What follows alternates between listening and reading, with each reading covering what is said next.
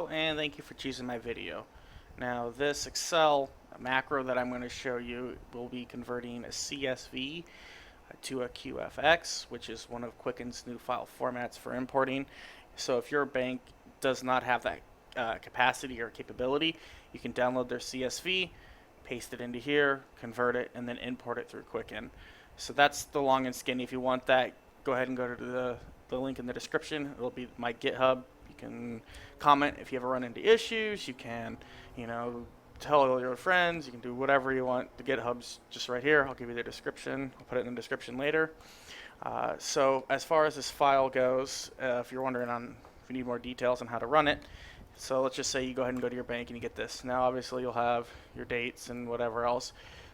So if it should be in this format, if not, let me know. Maybe I can get something so it converts it for you, because you might have different columns, but at least for my bank, this is how it works.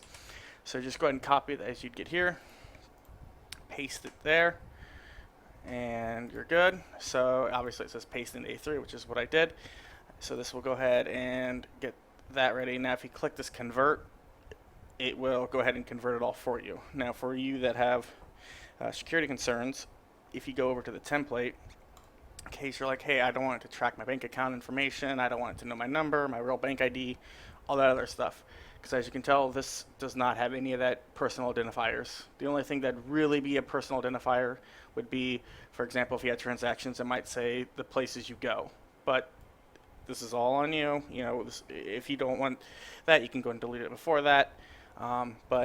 So you go to the currencies, you can change it to USD, bank ID, which would, I believe all these nines, if you go out to all that, is Wells Fargo. So if you go out there, you'll see, hey, you have a new Wells Fargo account. It's fine. You can change the number if you want, or you can just have a fake Wells Fargo account like I do, because my credit union is not recognized by Quicken because they didn't pay to get that specific number to be authenticated with them. Account ID, kind of the same deal. You can put your real account ID information. I keep it as this because for me, I don't really care. So for my checking, I'd have all nines, and this is checking. And then if I had another bank, I would change this to 999 whatever 8, and then you can either click convert here. But in case you're wondering on what all this is doing, it's all listed here. If you want to see the code, go ahead and do Alt F11. And it'll take you to the QFX, and then you can go here, and then you can see all the code. It's not super long, so if you know what you're doing in Excel, you should be able to follow it. If you have questions on it or concerns on it, feel free to message me. If you find a way to do it better, obviously let me know too. So with this, you can this will basically tell you everything that's doing. It's trying to be completely as transparent as possible, because I know it's your financial information. I would not want to randomly download something off the internet if I didn't feel safe with it.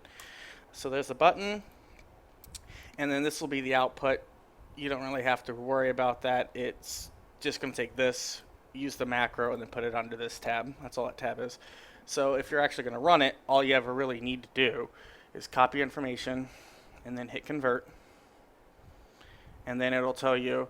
So right here, in case you're wondering why it saved it there, it'll save it in the same folder as you have the file. So here's this, and you go over here, here's my file, and then my QFX is here. So all I'd have to do is just double click, and it would open it up. So you do the import, and the first time you launch it, you'll again probably see like hey, you have a new account, do you wish to import or merge?